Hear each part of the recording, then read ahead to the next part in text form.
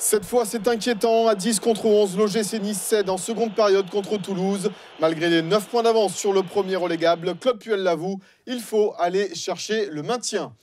Bonsoir à tous, bienvenue sur le plateau du débrief sur Azur TV. Nous sommes en compagnie de notre consultant Christophe Mélin. Salut Poussin. Salut Mika, bonsoir à tous. Et de notre invité, le milieu de terrain offensif de l'OGC Nice, Eric Botéac. Bonsoir Eric. Bonsoir. Merci d'être avec nous sur ce plateau. C'est pas facile en ce moment, on le sait, de venir commenter ces matchs de l'OGC Nice. Alors évidemment, avant d'analyser tout ça, on va voir un grand format de cette rencontre entre Nice et Toulouse. Grand format préparé par Nassim Thierry.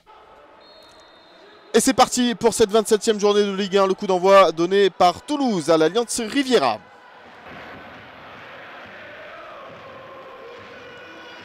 Botéac. Centre encore une fois d'Eric Botéac. Au second poteau, il y a Mathieu Bonnemer. La tête du défenseur central niçois, bien capté par Zachary Boucher. C'est parti, Colo. Ouais, Bonnemer qui a voulu dégager ce ballon. On demande une main. On demande une main là, côté niçois. Il loupe complètement sa tête et elle vient là. Zebina qui cache un peu. Ouais, mais je crois qu'elle vient toucher le bras droit. Ouais, elle vient toucher le bras droit de Silla. Oh, attention! Oh là là, le geste pas maîtrisé de la part de Loïc Palin. Aïe, qu'est-ce que va faire Monsieur Cat là? Ah, il va sortir le carton rouge. Oh là là. Ah bah alors voilà. Carton rouge pour Loïc Palin. Ouais, trop d'engagement là sur cette action de la part de Loïc Palin. Il le sait, il conteste pas. Ouais. Il sait très bien qu'il a eu, il s'est un petit peu emporté sur cette action et il a laissé traîner le pied sur le genou. Ouais, sur Silla. L'action est assez violente sur le coup, là on le voit. Ouais, très en retard, il touche bien le genou. C'est sur le genou. Ouais, c'est incontestable. Ouais. Centre de Trero, Silla, la tête. Ouassana la parade. Bonnemer qui dégage. Ça revient rapidement. Il reste à terre, attention. Trero pour le centre. Oh, et le but. Le but en faveur des Toulousains marqué par Ben Bassat. Ouais, alors que là, on est en Moïse Hassen et Mathieu Bonnemer sont restés à terre sur cette action. On voit hein, ce centre deuxième poteau. Tête de Silla avec un bon arrêt de Moïse Hassen qui repousse ce ballon mais qui a l'air de se faire mal là sur cette action. Malheureusement, le jeu se poursuit. Ah, c'est cruel quand même. Hein. Et donc ça fait 1-0 pour Toulouse face à l'OGC Nice. Gabriel, Botéac, oh non, Zvitanic. Ah, c'était bien tiré, c'est dommage. Encore une belle occasion hein, de la part de Dario là, qui avait réussi à prendre le dessus sur les défenseurs toulousains. Ah là là. Ouais, qui décroise trop sa frappe là. Pas cadré. Attention à cette perte de balle là. Ouais, Chantôme qui a pu donner pour Aurier. Il a tout seul. Ouais, il est tout seul, la Ben Yedder. Issam Ben Yedder face à Hassen et le deuxième but toulousain. Inscrit entre les jambes, ce but d'Issam Ben Yedder sur Moïse Hassen, la messe est dite. Les Niçois vont s'incliner face à Toulouse, ici à l'Alliance Riviera. Et c'est terminé. Défaite de l'OGC Nice 2-0 sur sa pelouse face à Toulouse. Les buteurs Ben Bassat et Ben Yedder. C'est dur pour les Niçois. Ouais, dur pour l'OGC Nice avec cette défaite donc contre Toulouse. On va regarder les tableaux de cette 27e journée de Ligue 1 en commençant par les résultats. La victoire d'Evian Toulon-Gaillard face à Nantes. Saint-Etienne, victoire importante face à AS Monaco 2-0. Stade de Reims face à Valenciennes 3-1. Et puis hier, dans le classique de ce championnat, eh bien, le Paris Saint-Germain s'est imposé 2-0 face à l'Olympique de Marseille, ce qui nous donne le PSG en tête avec 8 points d'avance dorénavant sur Monaco. Lille qui grappille et qui est toujours 3e dans cette seconde partie de classement. Et bien l'OGC Nice chute à la 16e place avec 31 points, toujours 9 points d'avance sur Valenciennes. Sochaux et Ajaccio ferment la marche. Eric, une première réaction sur ce match entre Nice et Toulouse. C'est dur pour les Niçois. Oui, c'est dur. On voulait tellement offrir cette victoire à nos supporters. En plus, il y a eu un hommage à nos 5 jeunes qui sont décédés. Donc voilà, on voulait tellement leur offrir cette victoire. Et peut-être qu'on a été un peu trop crispés pour bien manipuler cette équipe de Toulouse. Donc c'est rageant parce que ça commence à faire beaucoup. Ouais, ça fait beaucoup. On va regarder les stats de ce Nice-Toulouse, évidemment. Possession en faveur des Toulousains. Ce qui est toujours affolant, Poussin, c'est ce nombre de tirs cadrés. Un tir cadré sur ce match-là. C'est le 3e tir cadré en 3 matchs seulement pour les Niçois. Là, il y a un petit problème. On va en reparler tout à l'heure, mais il y a un problème. Ouais, surtout 2 matchs à domicile. Donc c'est vrai qu'on se doit de faire plus, surtout à domicile. Il faut essayer d'emballer un petit peu le match. Mais je pense qu'Eric a employé un mot qui est très important, c'est qu'on sent vraiment une équipe crispée. On voit qu'on le disait pendant le match, le bloc se trouve très bas. Et dans l'utilisation du ballon, on n'arrive pas à garder ce ballon. On perd beaucoup de pertes de balles. Donc c'est vrai que c'est difficile pour enchaîner vers l'avant et se procurer des occasions. On va écouter la réaction de l'entraîneur de l'OGC Nice, Claude Puel, recueilli à l'issue de la rencontre par Nassim Thierry. C'était première mi-temps, on était bloqués, on a vu des joueurs un petit peu tétanisés, qui avaient beaucoup de mal à se libérer, qui reculaient. On a laissé un petit peu la maîtrise à cette équipe toulousaine et on avait dû, même si on faisait les efforts pour se replacer, on n'était pas trop là, quoi. On avait du mal à se projeter vers l'avant, à être juste sur tous nos ballons récupérés parce qu'il y a de belles situations à exploiter. Et tout ça, on a gâché parce qu'on a des joueurs qui, avec, je dirais, cette succession un petit peu de vents contraires, ont du mal à s'exprimer et à exploiter toutes leurs qualités. Faut se lâcher, Eric, faut se lâcher plus, finalement. Ah oui, bien sûr. Bien sûr, on voit une équipe en manque de confiance. Donc, voilà, faut, surtout à domicile, on a tout pour faire de bons matchs. On a le public qui est présent. Maintenant, on a une super pelouse. Ce week-end, on a eu un super temps. Donc, on a tout pour se lâcher. On a tout pour faire des bons matchs. Derrière, donc, on a 9 points d'avance. Donc, on a un petit matelas quand même. Donc, je ne comprends pas comment on arrive à déjouer autant, quoi. C'est un peu ça, c'est peut-être ainsi dans les têtes, Poussin. Oui, c'est dans les têtes et c'est vrai que voilà, on pense des joueurs comme Dario qui est en manque de confiance en ce moment. C'est vrai que ça fait défaut à cette équipe de ne pas avoir le buteur qu'on avait l'année dernière. Et c'est vrai que je pense aussi à des joueurs comme Valentin Esric, comme Christian Bruls, qui sont peut-être un petit peu en dedans en ce moment. Donc c'est vrai qu'offensivement, c'est un petit peu plus difficile. Donc voilà, il faut vraiment se lâcher. Il reste quelques points à prendre quand même pour le maintien. Et surtout qu'on a un calendrier quand même qui est assez difficile qui va venir. Donc il faut vraiment vite se ressaisir et vraiment tout lâcher. Alors on va parler tout à l'heure de l'animation offensive de l'OGC Nice et du calendrier à venir. Mais on va écouter auparavant la réaction de Christian Bruls après cette rencontre. On sait, dans le foot, ça peut arriver quand tu fais des meilleurs matchs à 10. Mais aujourd'hui, je crois qu'on a vu, c'était trop difficile pour nous parce qu'ils ont été déjà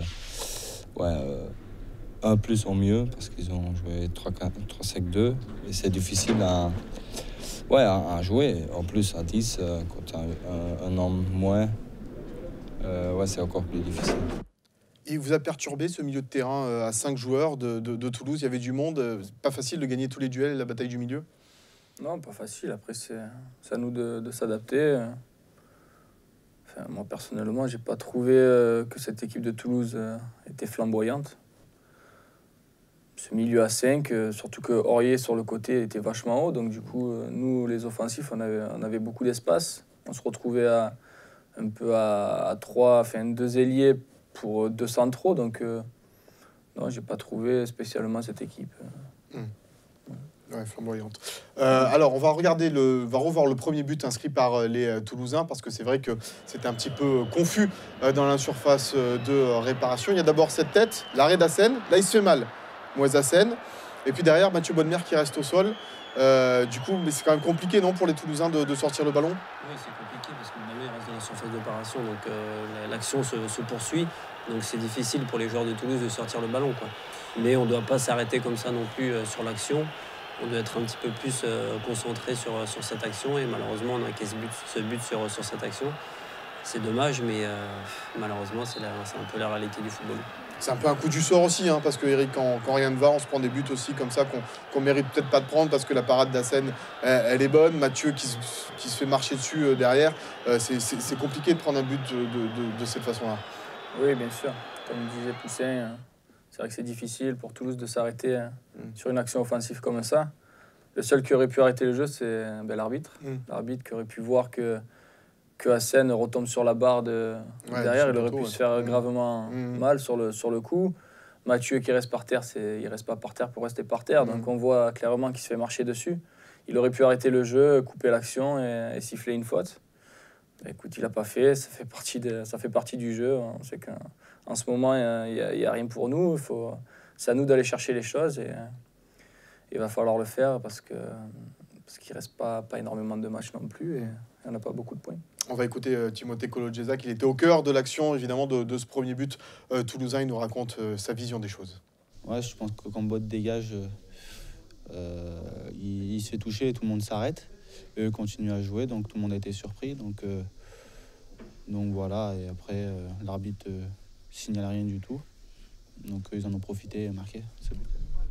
Puisqu'on voit Kolodziejczak là au micro, c'est vrai que l'année dernière, on misait beaucoup sur votre association, Eric et Colo. Cette année, on a du mal à retrouver cette bonne entente entre vous deux. Ben oui, bien sûr. On n'a pas beaucoup de matchs aussi ensemble. Moi, j'ai été écarté des terrains pendant un bon bout de temps. Quand je suis revenu, le coach m'a changé de poste. J'ai joué en 10, j'ai joué devant. Colo a joué dans l'axe aussi. Donc c'est vrai qu'on n'a pas beaucoup de matchs vraiment sur notre côté gauche. Donc, un peu moins de repères. Voilà, donc moins de repères. Et aussi l'équipe, on voit que l'équipe est moins en confiance. Donc forcément, quand on voit la possession de balle, l'année dernière, tous les matchs, on avait le ballon. On avait le ballon et cette saison, on peut se rendre compte que même à domicile, on n'a pas la possession. Donc c'est vraiment qu'il y a mal-être. On va revenir évidemment sur l'expulsion de Loïc Palin. C'est un peu le tournant du match. Évidemment, à la 55e minute de cette rencontre, il n'y a rien de méchant évidemment dans ce que fait Loïc. Ce qui est regrettable seulement, c'est que déjà, c'est un geste pas maîtrisé. Et deux, c'est à 60 mètres des buts, quoi, Poussin. C'est sûr qu'il y a plus qu'à manger. Je pense que là, il a eu un petit peu trop d'engagement sur cette action-là. Et il est vraiment en retard sur l'action et il vient vraiment toucher le genou de Sylla. Donc je pense que le carton rouge est malheureusement mérité pour Loïc Palin. Et c'est vrai que ça handicape la suite du match parce que déjà qu'on était un petit peu en difficulté. Donc c'est sûr que cette expulsion ne nous a pas aidé pour la suite du match. Eric, rien à dire évidemment sur le geste. On l'a dit, c'est pas méchant, mais hélas, c'est comme ça. C'est le tournant du match vraiment pour vous parce qu'à 10 contre 11, ça se complique encore plus. Oui, ça se complique. Ça se complique. Après, c'est vrai que sur les images... Il n'y a rien à redire, les images parlent d'elles-mêmes. Il y a un carton rouge, il n'y a rien à dire. Après, c'est vrai que déjà 11 contre 11, c'était compliqué. On n'avait pas la maîtrise du ballon.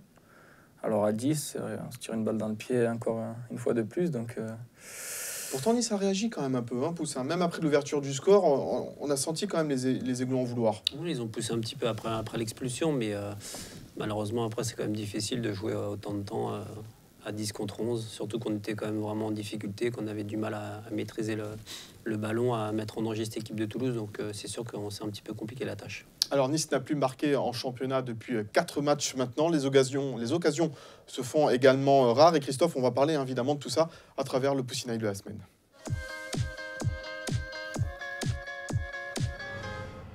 L'œil de Poussin, l'œil averti de Poussin-Mélin sur les difficultés en attaque de l'OGC Nice depuis quelques rencontres. Oui, c'est vrai qu'on a du mal à se procurer beaucoup d'occasions.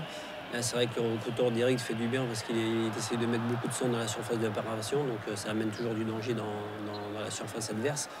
Mais c'est vrai qu'on se rend compte qu'il y a moins de fluidité dans le jeu. Je pense qu'à la récupération du ballon, on a du mal à développer le jeu qu'on arrivait à produire l'année dernière. Donc c'est vrai que c'est un peu dommage. Et aujourd'hui, ça nous fait défaut pour essayer de marquer des buts et essayer de prendre l'avantage au score parce que ça changerait la physionomie du match. Donc c'est vrai que c'est dommage. Il y a eu 35 centres niçois dans ce match et finalement peu d'occasions. On avait la tête de Bodmer en début de rencontre et puis la tête de Dario Zvitanic en fin de match. On a l'impression aussi parfois, Eric, que l'équipe est un peu coupée en deux sur les phases offensives. Oui, bien sûr. On est un peu coupé en deux. C'est vrai qu'il y a un manque de présence. Manque de hargne devant le but. On n'est pas assez tueur, on peut le voir. Il est seul, là, Dario, pour la mettre. On n'est pas assez tueur devant le but, c'est ça qui manque. Un but, c'est pas facile à marquer. On a fait beaucoup de centres sur ce match-là. Et malgré ça, pas beaucoup de présence devant le but. Donc, c'est un point qu'il va falloir travailler. Surtout psychologiquement, parce que les qualités, on les a. Oui, on les connaît. Dario, on sait que c'est un buteur. On sait il nous l'a démontré la saison dernière. On sait qu'à tout moment, il peut marquer un but. Cette saison, il a manque de confiance. On sait qu'un attaquant, quand il a manque de confiance, c'est difficile pour lui. Maintenant, à nous d'essayer de le mettre dans de meilleures dispositions pour qu'il remarque ses buts. Il va falloir trouver le déclic. On a posé la question à Fabrice Abrial en conférence de presse. Est-ce que c'est inquiétant, cette inefficacité offensive de l'OGC Nice? Écoutez la réponse de Fabrice Abrial. Oui, c'est inquiétant parce que c'est des phases qu'on essaie de travailler à l'entraînement, où on essaie d'appuyer sur ça pour retrouver des qualités de déplacement, de la qualité technique, aussi pas se précipiter dans le dernier geste. Et comme je vous dis, ça demande du travail. Et c'est vrai que peut-être que mentalement, on devrait essayer de se forcer un peu plus à tenter des choses, peut-être qu'on n'imagine pas réussir. Et voilà, c'est comme ça qu'on fait basculer le destin. Et puis, toujours travailler à l'entraînement. Et voilà, c'est aujourd'hui, je pense qu'il faut vraiment que les joueurs ils se lâchent et qu'ils osent un maximum de choses. Parce qu'on a quand même un matelas de 9 points sur le premier relégable. Et c'est pas négligeable quand il reste que quelques journées, une dizaine de journées. Donc il faut prendre maintenant les risques. Prendre des risques, c'est ce que dit Fabrice Abrial, c'est ce qu'on disait aussi un petit peu tout à l'heure. Se lâcher, finalement, on répète, il y a 9 points d'avance sur le premier relégable. Il faut tenter des choses, il faut essayer des gestes, Poussin. Oui, il faut tenter des gestes, mais surtout, il faut que chacun fasse un petit peu plus. Et c'est vrai, comme disait Eric, que psychologiquement, c'est important parce que des fois, on manque de lucidité. Et je pense que ce soit dans le dernier geste ou dans une passe ou dans un contrôle, c'est ce qui fait la différence. Donc il faut vite retrouver ça pour finir la saison correctement. Parce qu'on n'a pas envie de galérer. Certes, on a 9 points d'avance encore. Mais voilà, le championnat, ça peut aller très vite. Et il faut essayer d'engranger le maximum de points le plus rapidement possible. Alors, puisqu'on parlait des attaquants, un mot sur Neil Maupay, puisque vous êtes nombreux à vous être posé la question. Pourquoi Neil n'était pas dans le groupe de Claude Puel cette semaine? Il était en CFA, il a joué à Valence, 0-0 d'ailleurs pour la CFA à Valence. Eh bien, avant d'en parler, on va écouter les justifications de Claude Puel. Il a répondu en conférence de presse. Maupay, c'est un jeune joueur de 17 ans qui est en apprentissage. On lui demande beaucoup. Il a encore à grandir dans beaucoup de domaines. Et que je dirais l'importance pour nous en termes de projet, en termes de développement de nos jeunes, c'est de les avoir dans la bonne attitude et de les avoir comme il faut pour qu'ils fassent une belle carrière à l'OGC Nice ou ailleurs. Donc voilà, ça sera toujours le cas. Et ça ne prendra jamais le pas sur le résultat proprement dit. Ça veut dire quoi, ça, Poussin? Ça veut dire que Neil Maupay, il a eu un problème d'attitude. Qu'est-ce qui s'est passé vraiment? Qu'est-ce que vous pouvez décrire là? Il a l'air de sous-entendre qu'apparemment, il n'aura pas eu une bonne attitude pour paraître dans le groupe. Donc c'est peut-être pour ça qu'il l'a envoyé en CFA. Donc voilà, c'est l'appréciation du coach. On n'était pas là pour le voir, mais c'est vrai que c'est quand même un message fort. Quand on sait que voilà, Neil est quand même assez important maintenant dans l'effectif, qui peut apporter offensivement vu les problèmes que l'on a. Et de s'en passer, de l'envoyer en CFA, c'est quand même un petit message qu'il lui envoie. Willy Sagnol, le sélectionneur des espoirs, a parlé de Neil Maupay cette semaine en disant que c'était l'avenir du foot français. Il a convoqué d'ailleurs avec l'équipe de France Espoir. C'est peut-être pas lui rendre service, ça, Eric, de dire ça à un si jeune joueur, 17 ans, l'avenir du foot français. C'est un peu dur à porter sur ses épaules, ça, non? Oui, ça doit être difficile pour lui. Après, c'est les choix d'un coach, il faut les respecter. Neil, comme disait le coach, c'est un très jeune joueur. Il a beaucoup à apprendre encore. Peut-être que sur ce match-là, il a pas senti concerné, mais après, j'ai pu voir aussi sur des réseaux sociaux ou même des supporters qui m'ont interpellé sur le fait qu'il y a eu des conflits entre certains joueurs de l'équipe par rapport à Neil, justement. Alors là, c'est... Vous démentez formellement. Ah oui, mais carrément, c'est n'importe quoi, c'est même ahurissant de voir... C'est des affabulations. Exactement, c'est même ahurissant de voir de tels propos dans les médias, parce qu'apparemment c'est sorti même dans les médias. Déjà qu'on n'est pas au mieux en ce moment, si on commence à sortir de telles choses, on ne pourra pas s'en sortir. On a toujours dit que le groupe vivait bien, c'est toujours le cas aujourd'hui, Eric. Oui, bien sûr. Le groupe vit très bien. Dans le vestiaire, il n'y a aucun problème avec aucun joueur. On est vraiment concernés, malgré le fait que sur certains matchs, on peut penser le contraire. Mais c'est vrai qu'on est vraiment concernés. Mais maintenant, voilà, comme disait Fabrice tout à l'heure sur son interview, il a eu des propos très justes en disant qu'il fallait que certains joueurs se lâchent, tentent des choses qui n'osent pas tenter. C'est comme ça que que ça va passer et qu'on va retrouver le chemin défilé. Retrouver le chemin défilé. On va regarder le tableau des 5 prochains matchs niçois. Ça va être compliqué quand même. Hein. Marseille-Nice, Nice-Bastia, Bordeaux-Nice, Nice-PSG, Saint-Étienne-Nice. Eric, est-ce qu'il faut commencer à regarder un peu derrière quand on voit justement ce calendrier là sur les 5 prochains matchs qui arrivent, en disant encore une fois que Nice a 9 points d'avance sur Valenciennes? Oui. On a un mois de mars très difficile. Après, on est capable de faire tomber des grosses équipes. C'est ça le problème avec nous, c'est qu'il y a un match où on va passer complètement à travers. Le match d'après, on peut sortir un match énorme et aller gagner à Marseille, par exemple. Donc c'est ça qui est assez incompréhensible chez nous. Mais non, c'est sûr qu'on a un matelas de 9 points sur le premier relégable. On a la chance aussi que derrière, ça ne gagne pas beaucoup. Donc ça, même si Sochaux est en train de revenir un peu aussi, faut faire attention quand même. Et d'ailleurs, Claude Puel, il en est conscient de ça, il est réaliste. Écoutez-le en conférence de presse, l'entraîneur de l'OGC Nice. Il faut aller chercher le maintien parce que chaque équipe bataille, chaque point va être très important. Et je suis réaliste, il y a des points, il y a pas mal de points à aller chercher. Il faut aller chercher une dizaine de points. Voilà, et c'est pas de regarder le classement, c'est pas de regarder derrière les équipes. Il faut prendre les points. On sait à quel niveau se situe à peu près un maintien. Donc il faut s'employer à prendre et à batailler à chaque match et chaque point va être très très important, tout simplement. Il faut se mettre en ordre de bataille et être prêt psychologiquement à assumer ce genre de choses. C'est sûr qu'on pourrait l'assumer plus facilement avec des joueurs, je dirais, plus matures qui nous manquent en ce moment. Mais ils reviendront petit à petit. Et en attendant, il faudra mettre le bleu de chauffe. Mettre le bleu de chauffe. Poussin, est-ce que cette équipe, elle est taillée pour jouer le maintien? Parce qu'on l'a vu l'année dernière qu'elle était taillée pour jouer l'Europe. Mais est-ce qu'elle est taillée pour jouer le maintien? C'est vrai que vu ces derniers matchs, c'est un peu compliqué parce que plus on va se rapprocher de la fin du championnat, plus ça va être des combats, les matchs. Puis ça va être des matchs très tendus. Donc voilà, les équipes de derrière vont donner cher pour sauver leur peau. Donc c'est vrai que plus vite on va prendre les points pour se maintenir, mieux ce sera. Mais c'est vrai que le calendrier à venir est quand même assez costaud. Donc le mois de mars va être quand même déterminant pour la suite du championnat. Alors on va voir quelques images, Eric, de votre match en caméra isolée, filmé par Nassim Tirech. Sur un plan un peu plus personnel, comment vous la vivez, cette mauvaise passe? Après, évidemment, cette belle année dernière, là c'est un peu plus compliqué. Il y a eu les blessures, il y a cette équipe qui tourne mal. Comment vous sentez, vous? Je commence à revenir à mon meilleur niveau. Là, c'est vrai que physiquement, ça a été difficile parce qu'après une longue blessure, c'est toujours compliqué de revenir. Surtout que moi, c'était ma première réelle blessure.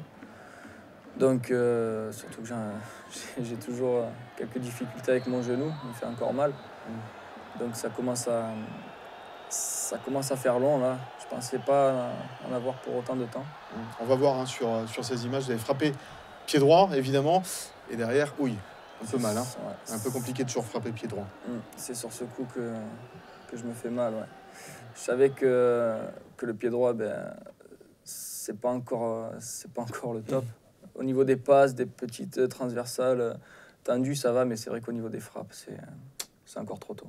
Mais il ose quand même, Eric. Ouais, et on l'a vu sur ce match, c'était l'un des rares à oser et à aller au combat. Oui, on l'a dit hein, quand même, Eric, à chaque fois qu'il est présent sur le terrain, il montre beaucoup d'envie, que ce soit offensivement ou défensivement, il apporte beaucoup.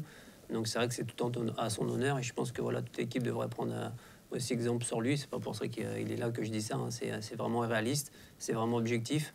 Donc on a vraiment besoin de cet état d'esprit pour jusqu'à la fin de saison. Alors avant de terminer l'émission, évidemment, on ne pouvait pas passer sous silence l'hommage qui a été rendu à ces 5 supporters de l'OGC Nice par d'autres supporters niçois, évidemment, Michael, Théo, Anthony, Stéphane et Mathieu. Un hommage leur a été rendu avant le match et au moment d'une minute d'applaudissement avant le début de la rencontre.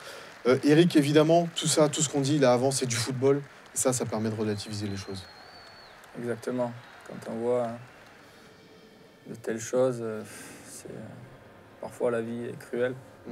Surtout ces jeunes-là. C'est difficile. Après, on a vu avant le match on a vu les familles vraiment abattues. Parce que les familles, quand on a fait la minute de silence, les familles étaient autour de ces photos. Et c'était difficile, même pour nous, c'est difficile de voir ça avant un match.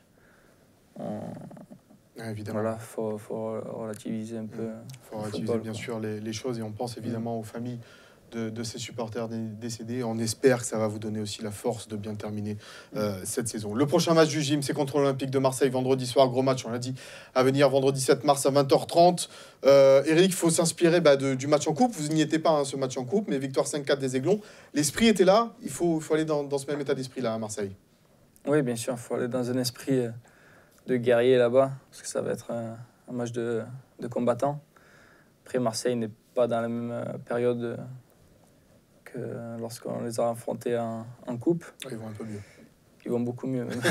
Ils vont beaucoup mieux. Donc maintenant, à nous d'y aller avec le couteau entre les dents et de leur montrer qu'on est encore là.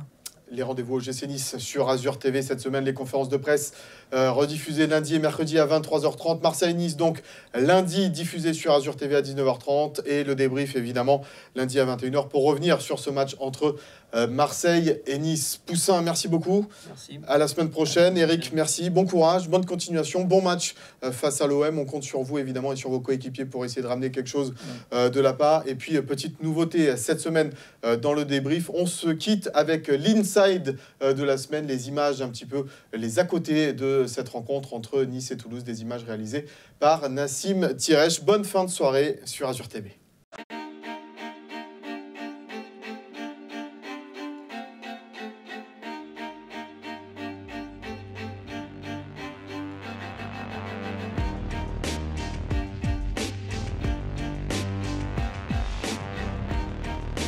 Salut.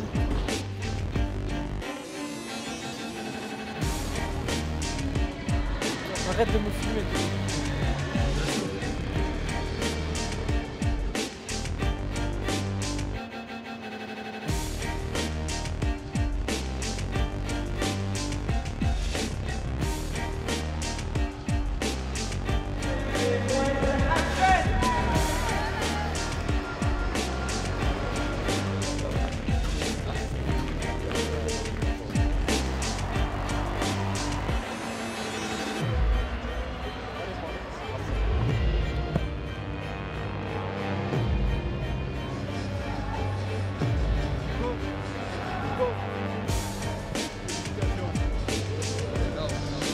Je reviens avec la récompense.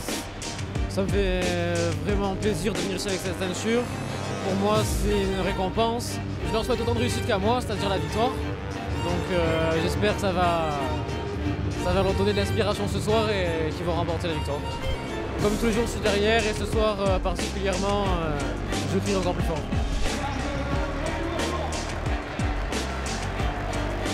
Du moment que je suis parti de Nice, je savais que Nice allait me manquer. Mais ça a été une décision difficile, mais je n'ai jamais eu peur aux difficultés.